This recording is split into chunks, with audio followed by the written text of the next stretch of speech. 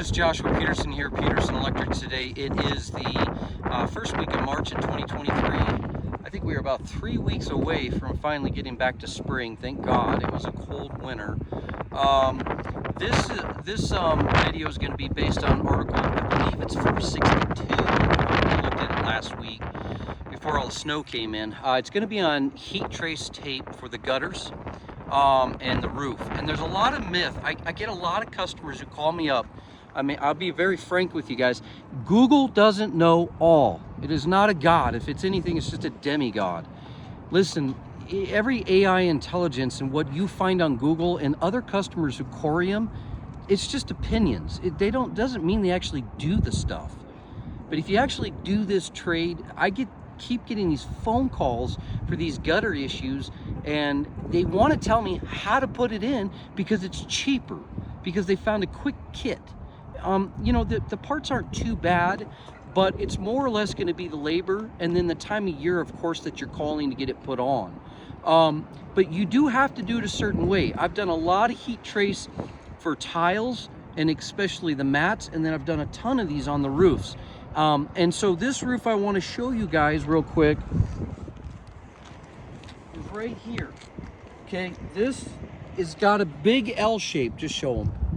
Okay, do you see the shade going on right now? Show them the tree.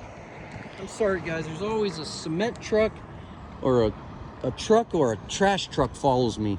Right here, you see all these trees? Okay, and the way that sun is going to hit right around January to November is right here.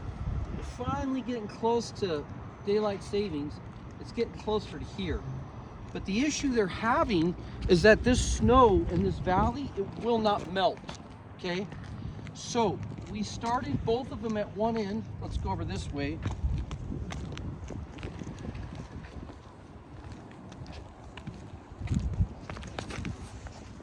We started it right here, have a dedicated circuit through the crawl space of this little duplex is what it is. GFI protected, coming up, our sensors going down into this gutter, which we had to clean out, take the whole thing apart. It was full of ice and leaves. Down there you can see all the mud. This one was full, halfway down of mud and ice. Got that one down, followed it around into this gutter. I had 5 people, me plus 4 others, laying this one out because it was such a long run. I had a 240 foot kit plus another 100 foot kit, which I probably should have done 150 foot on it. But yeah, it would have been around 400 feet. It's a lot of heat trace to pull through the gutter at once the first time. Then it went down this gutter, and then it went back up, and then zigzagged all the way across. And then we had to start a second kit to get in that valley. I could have used another 50 foot if I wanted up in here, but the sun hits pretty well. So yeah, as far as the dedicated circuit, it's just on the back side of here. We ran about 80 foot underneath the crawl space. But yeah, so when you're calling us, this is the right way to do it. I've been putting these on I've been on my own for 19 years. I've been putting them on for about 15. And I've done a lot of roofs. Now, if you got those stone tile roofs, that's going to be a whole different kit system. I bet you I'd have to research it. I have not done one of those yet.